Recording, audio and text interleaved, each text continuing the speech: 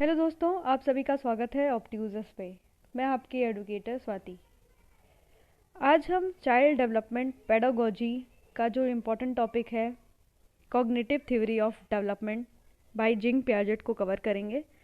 इसका जो हिंदी वर्जन है वो अभिषेक सर द्वारा पढ़ाया गया है, उसका मैं लिंक डिस्क्रिप्शन में डाल दूँगी। और ये जो वीडियो है वो इंग्लिश में है।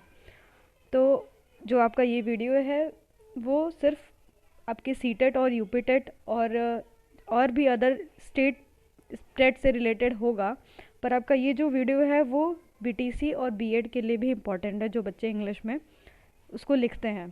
तो आप ये वीडियो ध्यान से देखिएगा क्योंकि इसमें पूरा कंटेंट दिया हुआ है। अगर वीडियो अच्छा लगे तो प्लीज़ लाइक शेयर सब्सक्राइब करना ना भूलिएगा।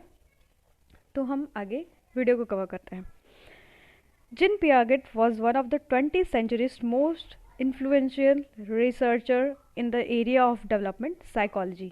जो आपके जिंग पियागेट थे वो 20th सेंचुरी में बहुत ज़्यादा इन्फ्लुएंशियल रिसर्चर थे एरिया ऑफ डेवलपमेंट साइकोलॉजी के क्षेत्र में। He was the originally trained in the area of biology philosophy and consider himself as a genetic epistemologist. वो अपने आप को जेनेटिक एपिस्टेमोलॉजिस्ट बोलते थे।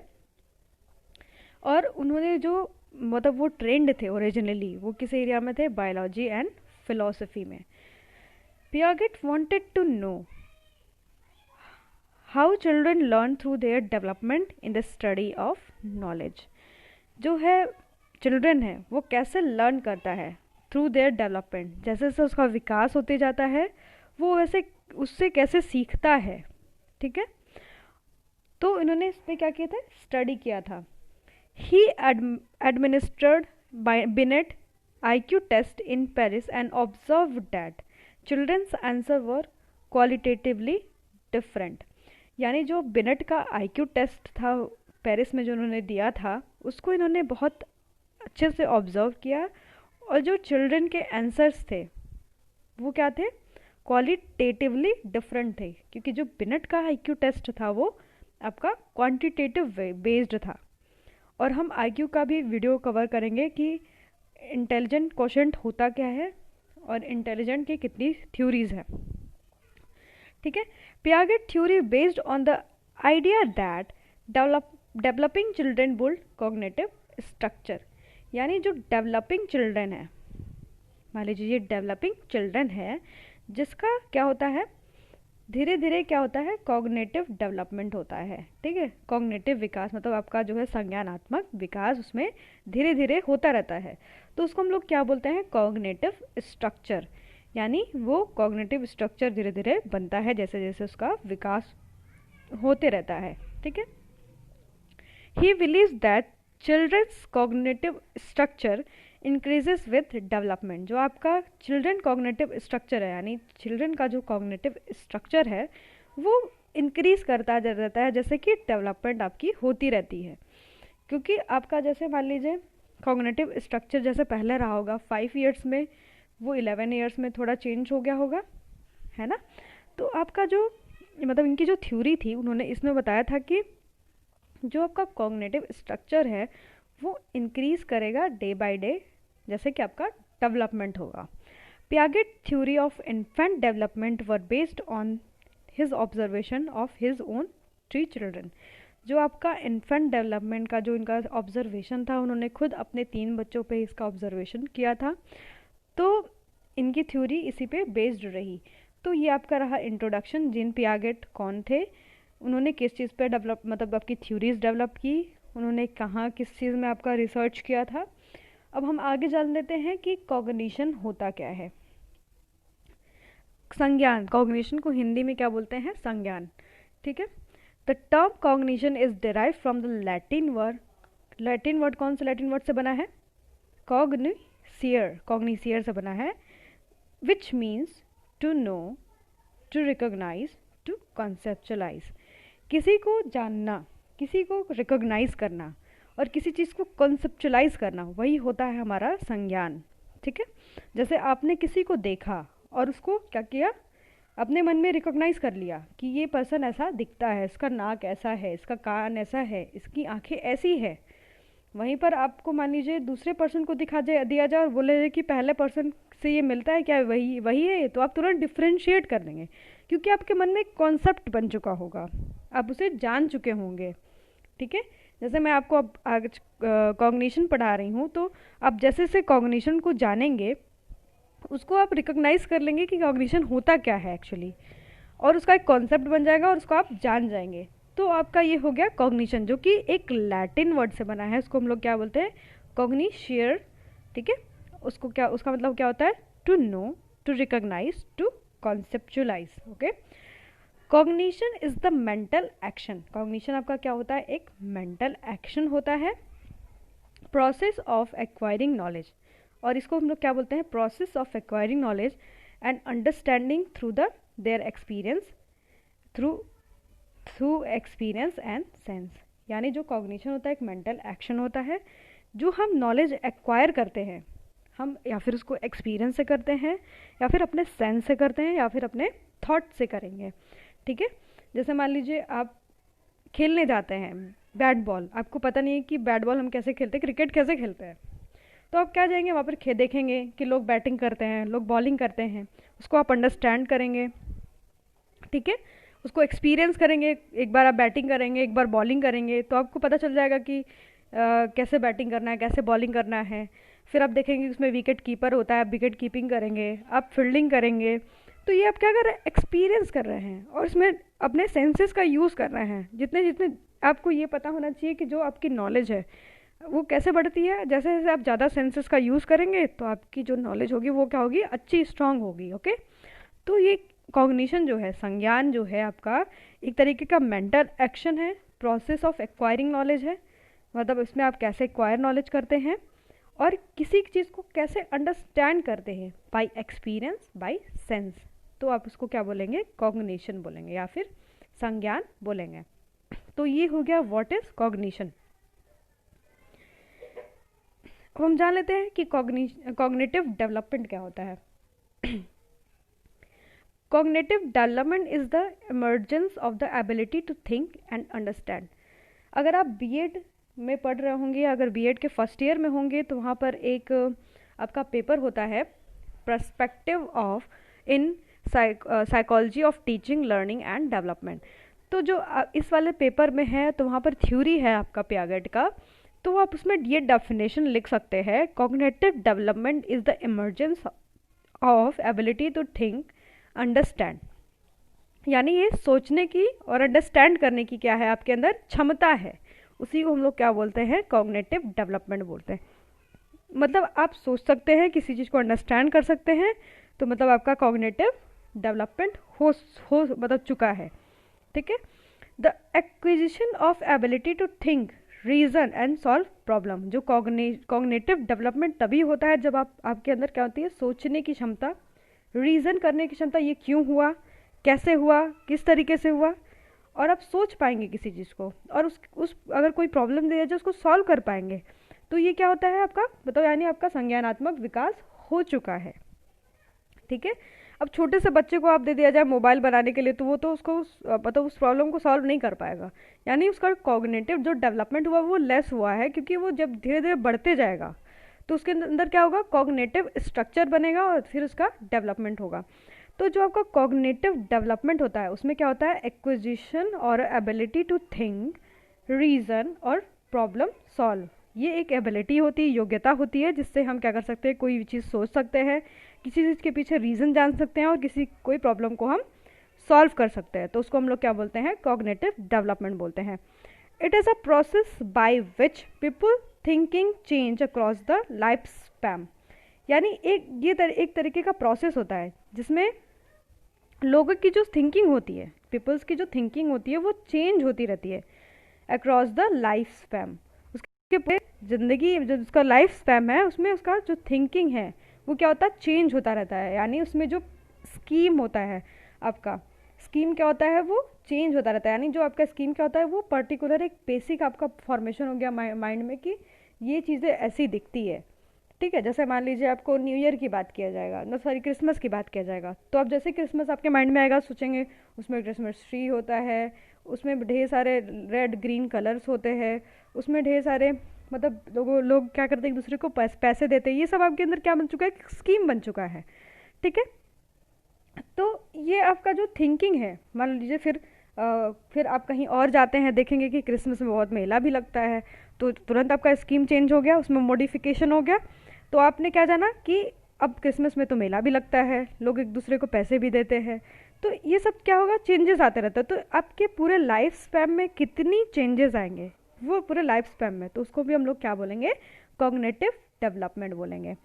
Piaget studied cognitive development by observing children in particular. उन्होंने खुद के बच्चों पे ऑब्जर्वेशन किया और खुद के बच्चों को समझा।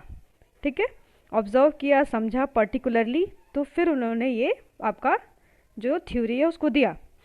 Examine how their thought process change with age, और उन्होंने ये एग्जामिन किया कि बच्चों का जो थॉट प्रोसेस है वो कैसे चेंज होता है जैसे जैसे उनकी एज क्या है, बदलती रहती है, मतलब एज जैसे बढ़ती है और आपका उसका थॉट प्रोसेस भी क्या होगा, चेंज होगा। यानी उन्होंने जो बच्चों पे ऑब्जर्वेशन किया वो पर्टिकुलरली किया था, और उन्होंने ये देखा था कि जो आपका बच्चों में जो आपका एज के जैसे जैसे उनकी उम्र बढ़ती है तो उनके में क्या क्या परिवर्तन आते हैं, क्या क्या वो सोचते हैं, विचारते हैं, कैसी उनकी थिंकिंग रहती है, कैसे वो प्रॉब्लम को सॉल्व करते हैं, तो उन्होंने इसमें जाना।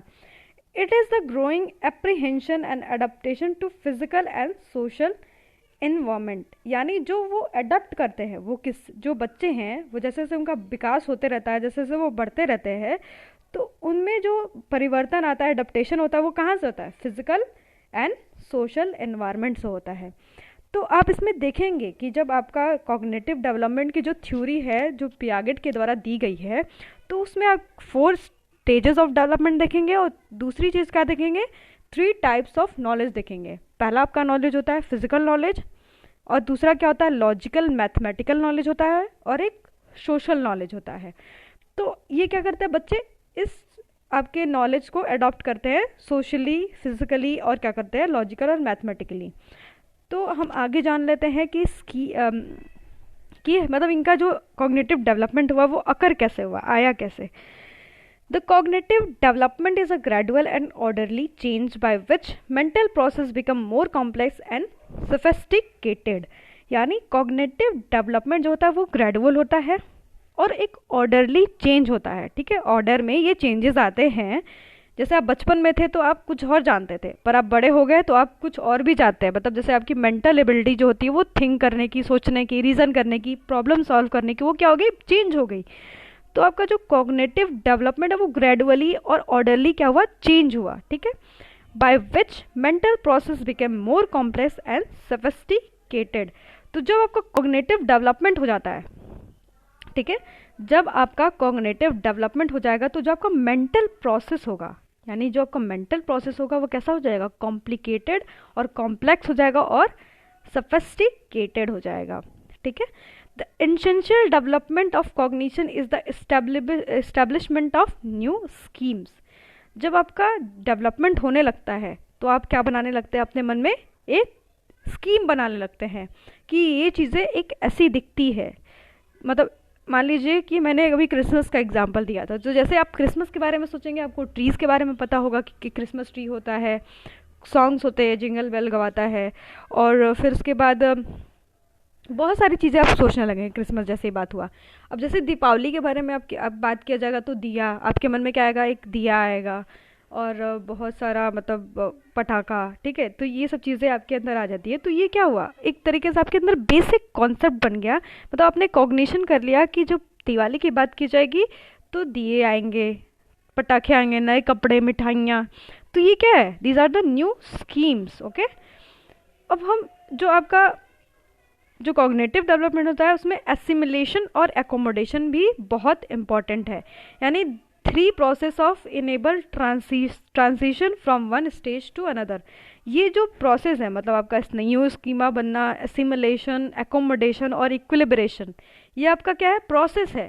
वो क्या करता है, इनेबल करता है transmission of knowledge from one stage to another. कैसे आपका नॉलेज ट्रांसमिट होता है from one phase to another, ये आपका 4 प्रोसेस है। पहला स्कीम है, दूसरा क्या है, एसिमिलेशन है, फिर एकोमोडेशन, फिर इक्विलिब्रेशन। तो assimilation and accommodation are both the process of way of cognition development.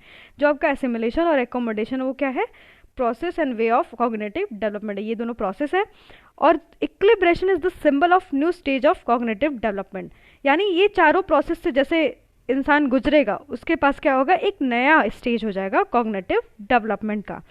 तो हम आगे जान लेते हैं कि स्कीम क्या होता है, एसिमिलेशन क्या होता है, एकोमोडेशन क्या होता है, इक्विलिब्रेशन क्या होता है, क्योंकि इसमें सी टेट और यूपी टेट में बहुत सारे क्वेश्चन पूछे जाते हैं। और आप अगर बीएड और आप अगर बीटीसी का पेपर देने जा रहे होंगे तो आपको ये इससे बहुत सारा क्वेश्चन मिलेगा, तो आप इस वीडियो को ध्यान से देखिएगा। ओके, तो हम जान लेते हैं कि स्कीमा क्या होता है। ठीक है, schema is the internal representation of the world, यानी आपका internal representation of the world जो होगा वो उसको हम लोग क्या बोलेंगे, स्कीमा बोलेंगे। इंटरनल जो रिप्रेजेंटेशन होता है, जैसे आपको घड़ी के बारे में बात किया जाए तो अब घड़ी में देखेंगे कि 2 सुई होती है या फिर 3 सुइयाँ होती हैं, 1 सेकंड की, 1 मिनट की, 1 आवर की, और उसमें ऐसे 12 लगा, 1 2 3 4 5 और ऐसे 12 लगा होता है, उसमें 24 घंटे होते हैं पूरा, मतलब हम जानते हैं। तो ये एक तरीके का है, क्या है, आपका इंटरनल रिप्रेजेंटेशन है ऑफ द वर्ल्ड। किसी भी वर्ल्ड का एक इंटरनल जो रिप्रेजेंटेशन होता है उसको हम लोग क्या बोलते हैं, स्कीमा बोलते हैं। तो आप बहुत अच्छे से याद रखिएगा कि स्कीमा क्या होता है, internal representation of the world, यानी जो आंतरिक मतलब अंतर में क्या आप वर्ल्ड को कैसे कंसेप्चुलाइज करते हैं, कैसे रिप्रेजेंट करते हैं, उसको हम लोग क्या बोलते हैं, स्कीमा बोलते हैं।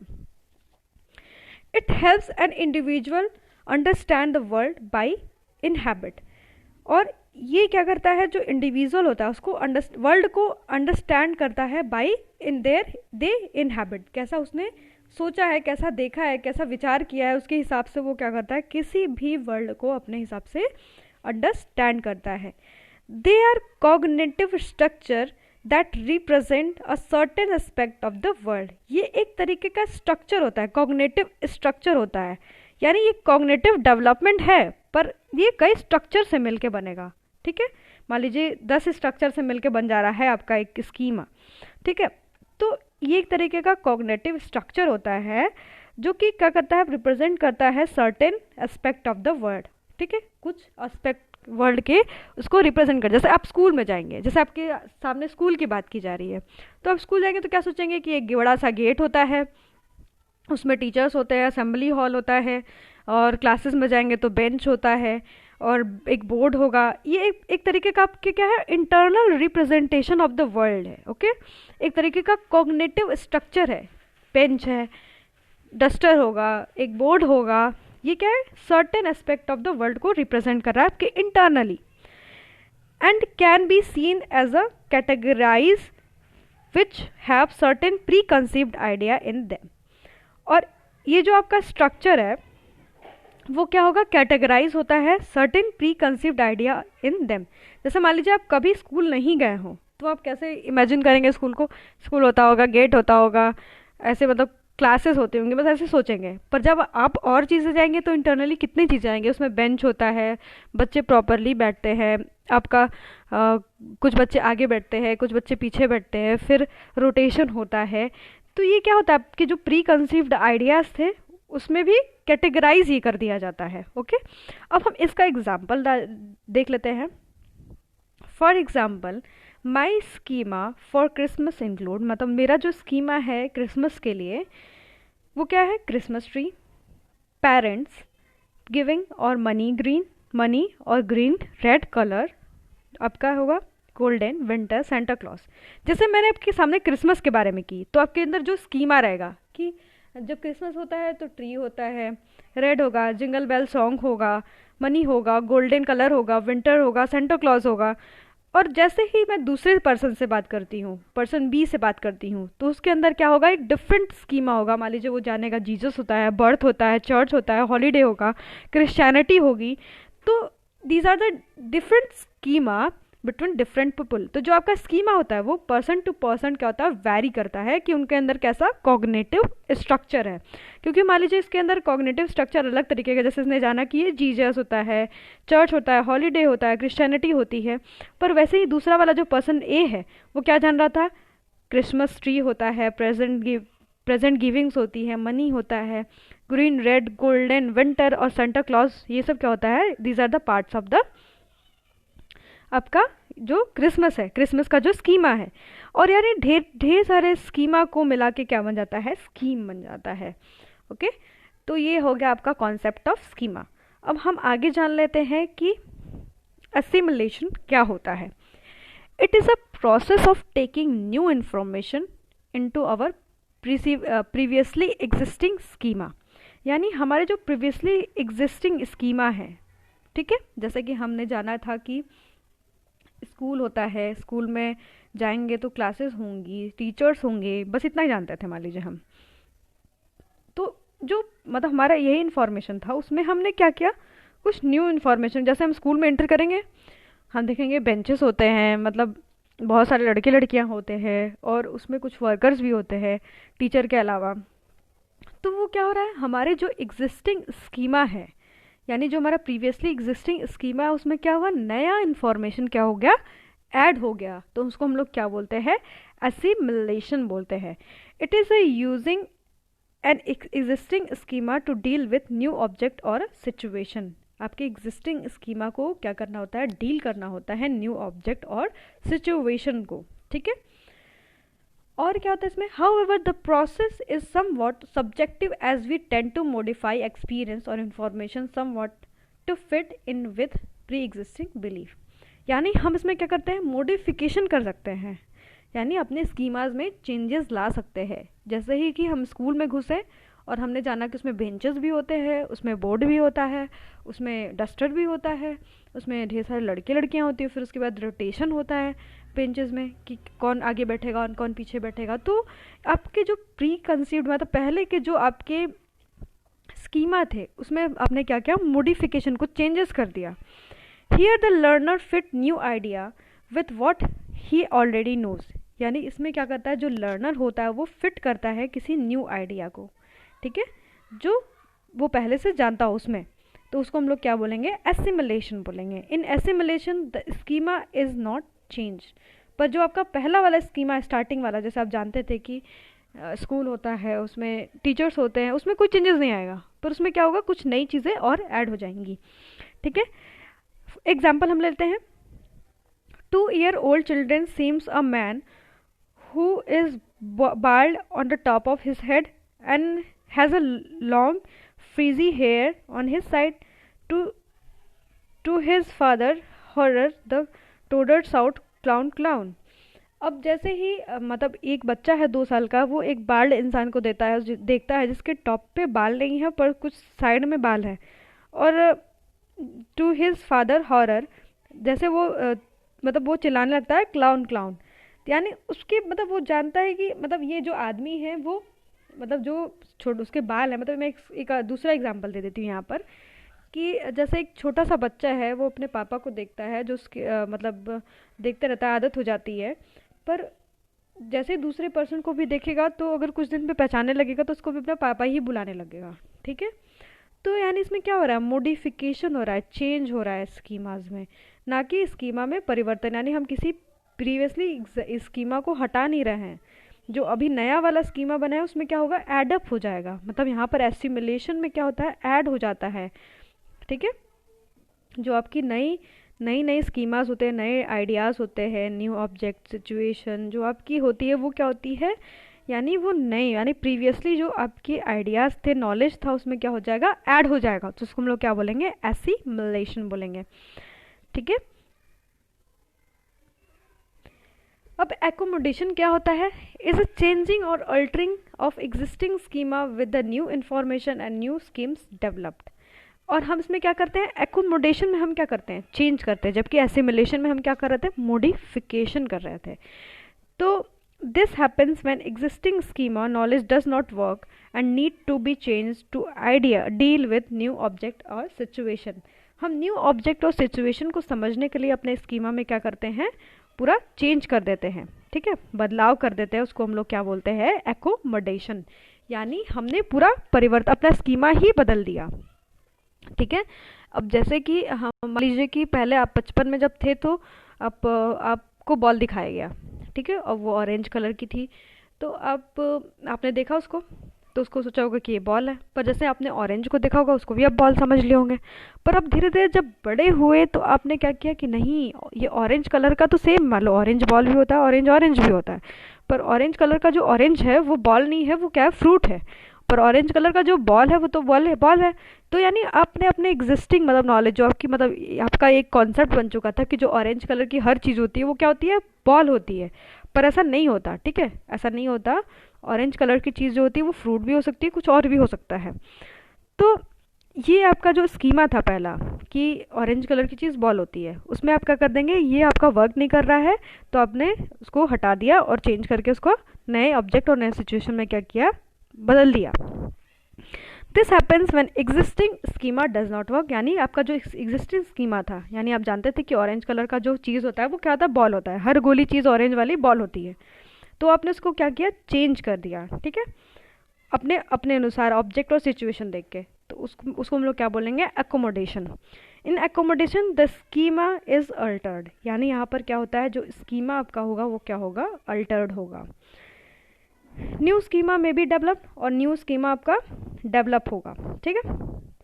Example, in the clown incident, the boy father explained his son that man was not a clown, that even though his hair was like a clown and he wasn't wearing a funny costume and wasn't doing silly things to make people laugh. अब ये वाला example हम ना समझ के वही वाला समझ लेते हैं कि जैसे एक छोटा बच्चा है, उसको बॉल के बारे में पता है कि एक बॉल है, वो ऑरेंज कलर की होती है, और जैसे ही वो ऑरेंज को देखता है उसको लगता है कि वो भी क्या है, तो आपका बॉल ही है। पर जैसे वो बड़ा होगा उसको समझा दिया जाएगा ये ऑरेंज कलर की हर चीज़ बॉल नहीं होती है, वो क्या होता है, वो कुछ भी हो सकता है, ऑरेंज भी हो सकता है, और भी कोई चीज़ हो सकती है, मौसमी हो सकता है, आपका नींबू हो सकता है, लेमन हो सकता है। तो उसने क्या किया, अपने एग्जिस्टिंग स्कीमा में क्या किया, चेंज कर दिया पूरी तरीके से, मतलब आपका एकदम बदलाव, ज़्यादा वाला बदलाव कर दिया। तो उसको हम लोग क्या बोल देंगे, आपका एकोमोडेशन बोलेंगे। With new knowledge the boy was able to change his schema. अब और जो अपना जो छोटा बच्चा है उसने तुरंत अपना स्कीमा बदल दिया कि नहीं, ऑरेंज वाली हर चीज़ बॉल नहीं होती, वो क्या हो सकता है, ऑरेंज भी हो सकता है। To understand a better concept, और कंसेप्ट ऑफ जो है आपका ऑरेंज और फिर बॉल, और अब आपका बॉल का कॉन्सेप्ट उसने समझ लिया कि जो बॉल हर ऑरेंज चीज़ बॉल नहीं होती, उसने कॉन्सेप्चुलाइज कर लिया। तो उसने क्या किया, अपने न्यू नॉलेज को क्या किया, अपने स्कीमा में डाल दिया। तो ये आपका हो गया एकोमोडेशन। तो यानी आपने अल्टर कर दिया अपने स्कीमा में, एग्जिस्टिंग स्कीमा में, और न्यू इन्फॉर्मेशन से, यानी आपने एक नया स्कीमा बना लिया। पर आपका जब पहले जो आपका पहले स्कीमा था, स्कीमा आपने अंदर में जो कॉन्सेप्ट था वो हो गया, और एसिमिलेशन में क्या हुआ था, आपने स्कीमा में क्या किया था, कुछ चीज़ों को ऐड कर दिया था, मॉडिफाई कर दिया था, मतलब उसका स्ट्रक्चर मान लीजिए ऐसा है तो आपने उस स्ट्रक्चर को ऐसा बना दिया था। और जब आपका एकोमोडेशन हुआ, जैसे ही आपने एकोमोडेशन हुआ, उसका स्ट्रक्चर ऐसे ना बता करके आप क्या, आपने उसमें क्या किया, कुछ चीज़ों को मतलब उसको रिप्लेस कर दिया, उसका बोल दिया कि स्ट्रक्चर मतलब रेक्टेंगुलर ना होकर क्या होता है, सर्कल होता है। अब हम देखेंगे कि इक्विलिब्रेशन क्या होता है। This is the important concept for the seated purpose, आपके सीटेड के लिए बहुत इंपॉर्टेंट है। इक्विलिब्रेशन क्या होता है, Piaget believe that cognitive development did not progress eight steady rate. जो आपका कॉग्निटिव डेवलपमेंट होता है वो बहुत स्टीडी रेट से नहीं होगा, स्लो रेट से नहीं होगा, but rather in a leap and bounds, और आपका क्या होगा, लीप और बाउंड्स में होगा। यानी using Piaget theory cognitive development involve ongoing attempt to achieve balance between assimilation and accommodation, उसको हम लोग क्या बोलेंगे, इक्विलिब्रेशन बोलेंगे। यानी जो कॉग्निटिव डेवलपमेंट होगा वो कैसा प्रोसेस होगा, ऑन गोइंग अटेम्प्ट होगा, मतलब हमेशा चलेगा, सतत चलने वाला प्रयास होगा। और ये क्या होगा, balance between assimilation and accommodation, यानी जब एसिमिलेशन और एकोमोडेशन में आपका बैलेंस बनेगा, ठीक है, तो उसको हम लोग क्या बोलेंगे, स्कीमा बोलेंगे, ठीक है। इसमें क्या होगा, बैलेंस होगा। The equilibrium occurs when children schemas can deal with most new information through assimilation, यानी जो आपका चिल्ड्रन का जो स्कीमा है वो क्या होगा, डील करेगा न्यू इन्फॉर्मेशन से, on children progress through stages of cognitive development, और जो चिल्ड्रन का प्रोग्रेस होगा वो क्या होगा, कॉग्निटिव डेवलपमेंट से होगा। It is important to maintain a balance between applying previous knowledge, यानी जो आपका एसिमिलेशन जो होगा प्रीवियस नॉलेज होगा, और changing behaviour on account for a further new knowledge. और जैसे ही आपका ये क्या होता है, एक बैलेंस होता है किसके बीच में, एसिमिलेशन में और एकोमोडेशन में, यानी उसके बिहेवियर में जो भी परिवर्तन आएगा वो प्रीवियसली नॉलेज के बेस्ड पे होगा और एक को न्यू नॉलेज और न्यू बिहेवियर के बेस्ड पे होगा। तो हम लोग उसको क्या बोलेंगे, इक्विलिब्रेशन बोलेंगे। Equilibrium helps explain how children are able to move from one stage of thought to next, मतलब हम इसमें इक्विलिब्रेशन में देखेंगे कि आपका जो बच्चा होता है वो कैसे one stage to another stage कैसे जाता है। ठीक है, तो ये हो गया आपका इक्विलिब्रेशन। तो इक्विलिब्रेशन क्या होता है, जो बच्चा होता है उसमें क्या होता है, वो क्या करता है, बैलेंस बनाता है किसके बीच में, एसिमिलेशन एंड एकोमोडेशन। एसिमिलेशन क्या होता था, आपका जो प्रीवियस नॉलेज होता था उसको हम लोग एसिमिलेशन बोलते थे। एकोमोडेशन मतलब आपका जो नॉलेज चेंज हुआ है वो आपका होता है एकोमोडेशन। उसके बीच में जो बैलेंस होगा उसको हम लोग क्या बोलेंगे, इक्विलिब्रेशन।